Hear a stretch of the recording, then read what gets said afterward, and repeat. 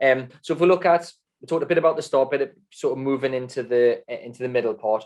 So what was, why did you make the decision to leave that successful career that you had and go full-time into property? Was the main reason, multiple reasons?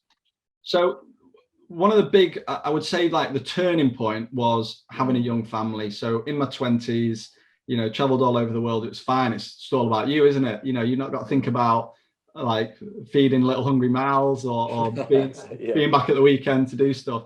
And then when kids came along, life's perspective changed. You know, life's about creating those memories and being able to build into my children in the same way that my parents built into me. It has become a bigger and bigger factor in my life. And so I wanted to dedicate more time to that, not less. And there was just a few things, like I missed my daughter's first steps. I mean, I could have missed them if I was in the country, but I happened to be traveling on business. So I got a video, you know, over FaceTime. I was in Malaysia the day before my son was born. I had to fly back sort of like, you know, middle of the night to get back in time. Thankfully I did. But these were just things like I'm potentially missing life, like once in a lifetime moments, because I'm trying to close a deal in Singapore or in Houston. And so, you know, the job was phenomenal. Like it was great. It was a dream job in many ways, but I always had this itch, this entrepreneurial itch, you know, watching my father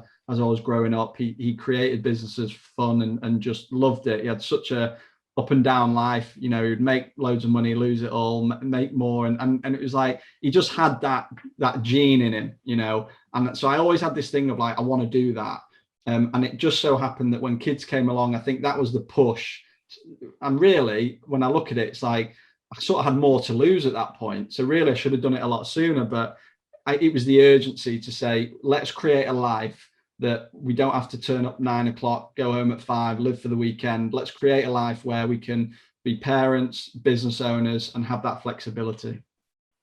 Love that. It's a really powerful point there. And I think a lot of people can relate to that. I know I certainly can. I set up the main business that I'm involved in, you know, I think it was 6 months before Ali was born. And, you know, it is, when you miss stuff, it does get to you a little bit, doesn't it? You're stuck between, I love my career and I want to make money and achieve big things, but you've also got to, you know, you've got to be there for your kids, haven't you? I think too many people chase money and the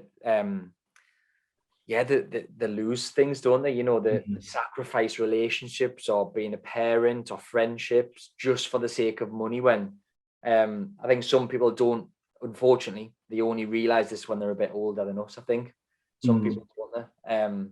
That's a fair play to you. It's a brave move, and it's an honourable thing. It is a father, isn't it? I think it's a really great thing you've done there.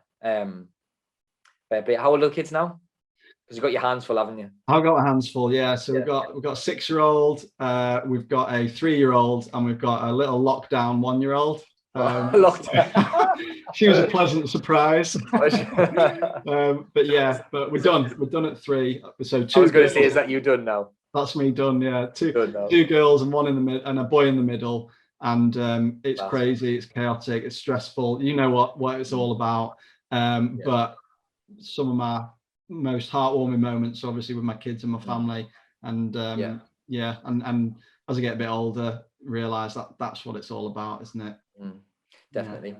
There's a great book. I've actually been recommended this book. I haven't actually read it, so I'm saying it's great. Multiple people have told us that it's great, and it's really relevant to what you just said, which is why I'll bring it up. It's called The 7 Regrets of the Dying. And what my good friend told us it's about anyway is they interviewed loads of people. It's quite a morbid book, I suppose, but they interviewed loads of people who were in a hospice and they were due to die. And, you know, there was things like, I wish I spent more time with my family. I wish I, you know, didn't ruin that relationship or whatever it may be. There's none of them say, I wish I worked more. And I think that's really powerful. When you get to that stage in your life, you're not going to regret. You might regret maybe he's not taking a chance or setting up a business, but you won't think, I wish I worked 12-hour days instead of 8. You know, you won't, but you will regret not doing stuff for your family. So I can really relate to what you're saying. I think the thing that hangs over my head is I don't think anyone's ever looked back on their life and said, I wish I'd spent less time with my kids. Exactly. And you know, there are times like now I'm at home, like my kids, you know, they might come in a minute. They don't see boundaries and doors and things, right? But like sometimes it's a bit intense, and I'm like, I quite like my little 3-day trip to Dubai and get a good night's sleep and a steak dinner. But you know, I wouldn't have it any other way. And we have to remind ourselves, like these moments go so quick, don't they?